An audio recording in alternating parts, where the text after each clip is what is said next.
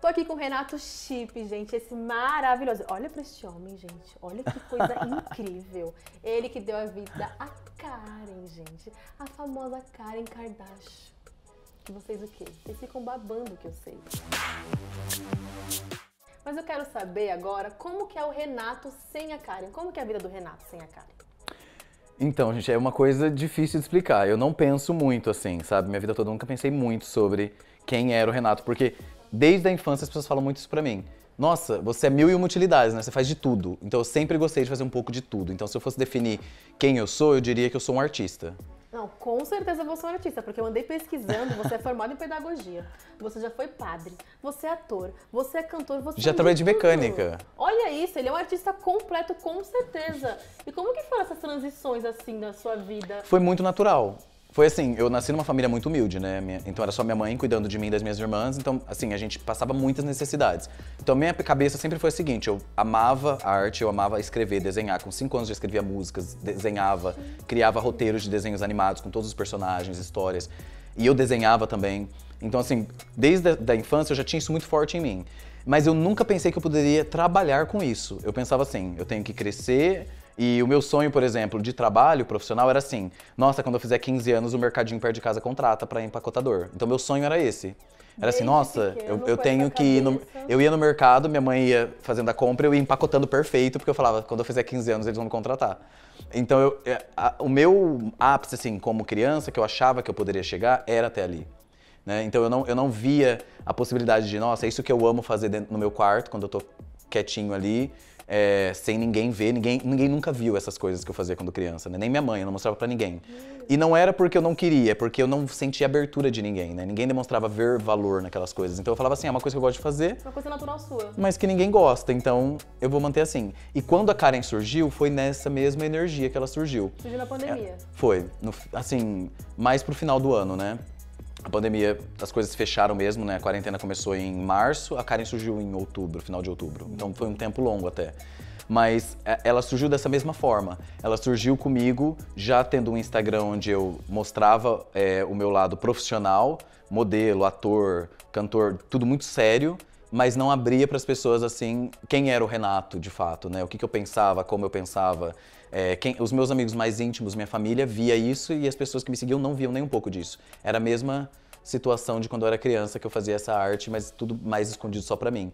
Mas a diferença foi que no Instagram, quando eu postei um story só pra mim, foi pra 150 mil pessoas na hora, né? Nossa, muita Então, gente. dali começou a viralizar, então foi essa a diferença. Você se sentiu na obrigação, assim, depois que a Karen bombou, de ter que se lançar mais, de ter que mostrar mais para as pessoas o lado do Renato? Porque você já tinha uma vida artística, né? Gente, ele mora fora do Brasil, como vocês sabem, né? Ele é maravilhoso. Hollywood? Ele já gravou clipe com várias famosas, já participou de filme. Então, assim, ele já era um babadeiro maravilhoso antes mesmo da Karen. Mas quando a Karen surgiu, você se sentiu nessa obrigação? Tipo, eu preciso mostrar para as pessoas, mas quem é o Renato?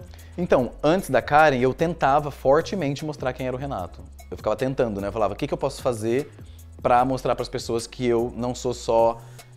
Quando eu ia fazer trabalhos em Hollywood, o pessoal me contratava assim, homem bonito dançando, rapaz sexy no fundo, sabe? Era sempre assim.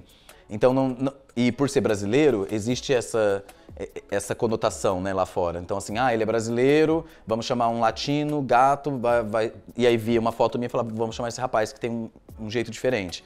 E aí lá fora quando eu cheguei lá, tava no auge isso, né? Eles estavam querendo pessoas diferentes. Então eles queriam uma pessoa que eles olhassem pra sua cara e falassem assim, essa pessoa, ela é que etnia? Ela vem de que país? Não sei. É isso que eles queriam. Eles queriam alguém que muita gente pudesse olhar e falar assim, nossa, tem traços meus. Mas aí uma outra pessoa de uma etnia completamente diferente olhasse e falasse, tem traço meu também. E muitas pessoas se encontrassem naquela pessoa, então representatividade. E eles queriam isso da maior forma possível. E aí então pra mim veio a calhar, porque eu era essa pessoa pra eles. Então quando eu cheguei lá fora, eles olhavam e falavam assim, mas de onde que ele é? Não dá pra saber só de olhar pra ele. E na época diferente, né? Cabelo curto, barba, enfim. As pessoas falavam, ele parece ser lá do Oriente Médio, lá, né, daqueles países. Ele falava, ele parece ser mexicano, ele parece ser espanhol, ele parece ser italiano. As pessoas não sabiam. Brasileiro era a última opção que eles falavam. Assim, na minha concepção, eu falei, bom, a hora que a Karen estourou, é a minha oportunidade, na verdade. Eu não senti que eu tinha essa obrigação de fazer, mas eu senti que era a oportunidade de fazer. Eu falei, era uma coisa que eu queria fazer, mostrar um outro lado meu. E sempre que as pessoas me falavam assim, vai ter um teste para uma comédia, eu falava, ah, nem vou fazer, porque eu não sou comediante. Eu nunca achei que eu pudesse fazer as pessoas darem risada, por exemplo. E foi uma coisa muito natural, né? Tipo, as coisas que você traz em relação a Karen, eu acho incrível, porque você dá conselhos sobre tudo, você fala sobre signo, você é, assim, sensacional, incrível. E falando na Karen, a Karen tá numa nova fase agora, né? Antes a Karen era aquela pessoa que a gente só via na internet, que a gente Com contava filtro. só na internet, com filtro. Agora não, a Karen está presente nos eventos. Filtro esse que a gente tem que ser muito grato, eu e Karen, porque foi o filtro que fez aquele marketing orgânico dela, né? Então, assim, as pessoas olhavam para aquilo e falavam assim, mas quem que é por trás disso? O que é? E foi isso que começou a reverberar muito, assim, as pessoas queriam saber quem era, como era. E a Karen, e eu nunca escondi, tá? Desde o começo tinha meu nome no perfil, mas as pessoas ficavam naquela dúvida e aí não sabia, é uma mulher, é uma trans, é uma drag, é uma travesti, é um homem por trás, um ator? As pessoas não sabiam o que era necessariamente. Então foi o filtro que realmente deu esse quê, assim, da curiosidade, que fez com que as pessoas falassem, ah tá, vamos tentar entender mais, vou acompanhar ela para descobrir o que é. E eu acho que foi isso que fez o crescimento dela ser tão rápido, tão grande. E que momento que você achou que a Karen tinha que ir além das redes sociais?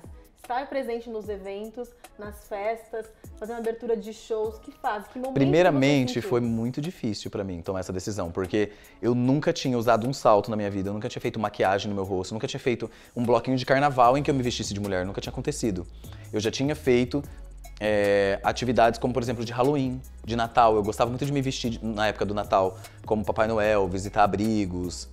Eu gostava, por exemplo, no Dia das Crianças, fazer atividades com crianças e me vestir, maquiar, mas nunca tinha sido especificadamente de mulher. Quando a Karen fez o sucesso com o filtro, eu falei, não tem como eu ir num programa de televisão, por exemplo, e aparecer com um filtro, né, necessariamente. E aí foi quando eu pensei, bom, então o que eu tenho que fazer? Eu tenho que pensar como eu posso, talvez se num programa de televisão eles me chamassem, como eu poderia aparecer nesse programa? Será que eu queria aparecer no palco ou eu queria aparecer numa sala escondida com um filtro, uma imagem pré-gravada? Eu quero aparecer ao vivo. Então eu falei, eu preciso trazer ela à vida para que ela possa participar de programas, TV, novela, filme, enfim, o que eu quiser. E aí eu falei, vamos ver como vai ser a aceitação das pessoas.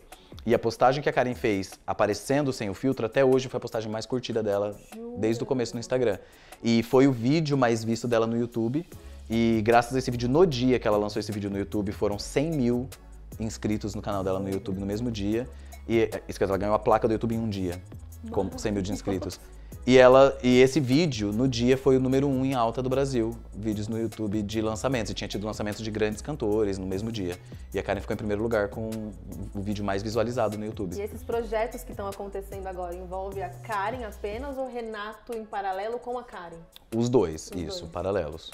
Então, o Renato é uma coisa que eu sempre quis muito, desde muito pequeno, foi trabalhar na música. Então, uma coisa que eu achei a oportunidade de trabalhar em paralelo com a Karen, sem deixar a desejar no trabalho da Karen, ou deixá-lo de lado completamente, foi a música. Então, o Renato, eu tô focando mais na música, mas ao mesmo tempo eu continuo sendo a pessoa por trás de tudo isso. Então, na minha cabeça eu falo assim, o Renato tá trabalhando na música, mas na verdade o Renato tá trabalhando em tudo isso, né? Porque é ele que tá idealizando tudo. Mas se eu fosse separar pelo Instagram, o Instagram do Renato é mais focado na música e agora acabei de gravar a minha primeira música brasileira, minha primeira música em português e foi com um produtor assim de grandes nomes no Brasil como Léo Santana, Anitta, Luísa Sonza, Pablo Vittar, ele produz pra todo mundo, Simone e Simaria, assim, grandes hits que ele fez. E a minha primeira música vai ser com ele também, que é o Rafinha. Tem algum cantor, alguma cantora assim que você tá planejando gravar algum hit, fazer alguma Tem muitos, porque a Karen acaba me abrindo essas portas, né? A Karen chega até pessoas que eu, como Renato, talvez não chegaria tão rápido ou talvez nunca chegaria. Então ela abre essa oportunidade das pessoas realmente falarem, não, calma aí, é isso que ele faz, né? O talento dele é esse, o trabalho dele é esse. Uma coisa que às vezes era difícil você conhecer uma pessoa no dia a dia, é difícil você acessar isso, né? O quão talentosa é essa pessoa, o quanto eu admiro essa pessoa, às vezes só com o tempo você descobre. E a Karen, ela me abre essas portas sempre. Ela chega já falando, esse aqui é o que ele faz, isso é do que ele é capaz. E aí as pessoas já ficam... E é muito interessante ver quando a pessoa me conhece primeiro como Karen e depois como Renato, e quando ela me conhece primeiro como Renato e depois como Karen, e a pessoa tem essas duas experiências, independente da ordem, é muito interessante ver a reação delas, né, quando conhecem os dois, por tanta tamanha diferença. Diferenciar bem. É muita diferença. Eu, às vezes, eu fico pensando, meu Deus, é muito diferente. Você é um artista completo, você canta, você atua, você dança. E eu fiquei muito curiosa nessa fase que você se formou como em pedagogia, né? Que momento, assim, porque é o momento mais neutro, né? Dessa profissão para quem gosta de atuar, para quem gosta de cantar. Não, primeiro as pessoas só precisam ter uma noção de que, assim, hoje eu tenho 32 anos, né? Meu aniversário é esse mês, no final do mês é meu aniversário. E eu já vou fazer 33, olha essa idade importante essa, né? A idade importante. E não foi, assim, uma coisa que eu não tô... a Karen não ficou conhecida comigo nos meus início ali dos 20 anos, como é a maioria das pessoas na internet, né? Final da adolescência, começo ali da vida adulta. Eu fui depois de tudo que eu já tinha feito. Então, foi uma coisa assim, eu vivi tudo que eu podia viver em outros aspectos e tinha certeza absoluta de que em nenhum daqueles que eu passei eu seria feliz se eu ficasse a minha vida inteira fazendo aquilo. Então, a pedagogia, eu tenho muito carinho, eu amo muito a minha profissão, eu me considero pedagogo até hoje. Eu considero que boa parte do que a Karen faz é pedagógico. Eu considero que boa parte do que eu faço no meu Instagram é pedagógico. Eu sempre penso, quando eu vou, por exemplo, responder um stories, eu penso assim, ok, eu respondi esse stories, foi engraçado, viralizou 4 milhões de visualizações, ok. O que isso trouxe para as pessoas? Foi só algo engraçado que fez com que as pessoas se divertissem? Ou foi algo que realmente trouxe uma mensagem positiva? Ambos, tudo bem se for. Tanto se eu só trouxe a pessoa uma alegria hoje, ali no momento do vídeo, ou se eu trouxe realmente um ensinamento. O que eu não gosto, o que eu tento evitar ao máximo, é passar uma mensagem que seja negativa. Então eu tento sempre lapidar. Então, às vezes sai uma mensagem que eu não me orgulho de ter saído, mas assim, é a Karen, né? É a vontade dela, é o interesse dela, é a cabeça dela.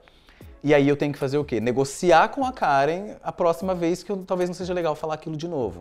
Então a minha relação com a personagem é muito de respeito realmente da vida própria que ela tem. Sim. Eu trato ela com a vida própria que ela tem. Então eu não olho e falo assim, nossa, isso que a Karen tá falando ali eu não concordo.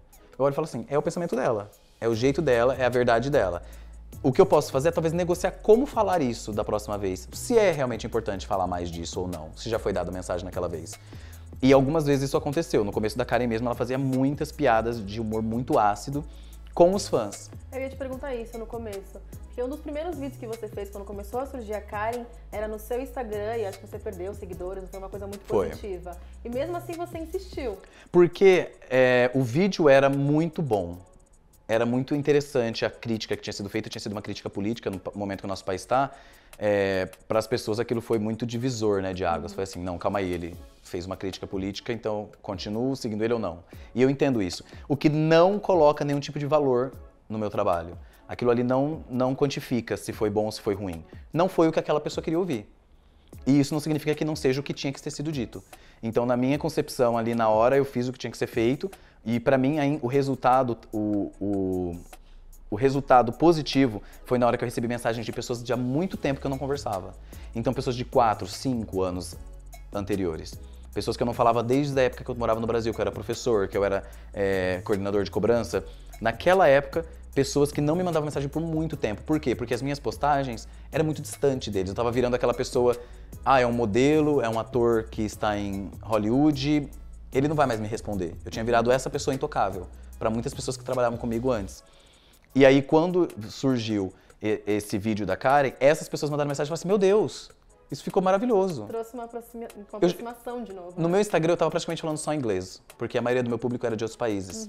Então, eu tinha 30 e poucos % do Brasil, o restante era 30% Estados Unidos e o restante dividido na Europa, Ásia, enfim. O meu Instagram era totalmente internacional. Então eu falava inglês porque daí todo mundo entendia a maioria e no Brasil quem não entendesse, às vezes eu colocava uma legenda, a pessoa tinha a opção de clicar em tradução no Instagram. Então eu não me preocupava tanto com a questão da língua aqui. Mas pra mim ficou muito assim nítido naquele início assim da Karen, que era a minha oportunidade, naquele momento, de utilizar da pedagogia que eu tinha tido, mas agora para trazer uma coisa de vivência. Todas as críticas que a Karen faz ali, no fim, todas são sobre a valorização e o amor próprio. Homem, mulher, LGBTQIA, independente de quem é o seguidor. A lição que ela está trazendo ali para a pessoa é de autovalorização, é de amor próprio. Isso é uma coisa presente que vai estar sempre em todas as suas mensagens, seus discursos, sempre. Seja com o Renato, com o Karen, vai estar sempre presente. Sempre, porque naturalmente eu tinha isso, né? Eu não fui incentivado muito a isso, eu acredito, mas eu sempre tive isso muito forte em mim. E eu acho que não é todo mundo que tem isso naturalmente. Sim. Que olha assim e fala, nossa, eu sou bom nisso, nossa, eu sou bom naquilo, eu sou melhor nisso, eu sou melhor naquilo. E por muitas vezes eu ouvi as pessoas falarem pra mim assim, nossa, mas você se acha muito em escola, trabalho. Nossa, mas quando você fala isso, você tá se achando muito. Eu falava assim, gente, não é questão de se achar muito. De é acreditar em você. É questão de acreditar em você. E se eu não falar isso, talvez eu me esqueça disso. Sim. Se eu não repetir isso pra mim mesmo, eu vou conseguir, porque eu sou muito bom, porque o mês passado eu fui o melhor, esse mês eu tenho que tentar conseguir o meu máximo de novo, me superar.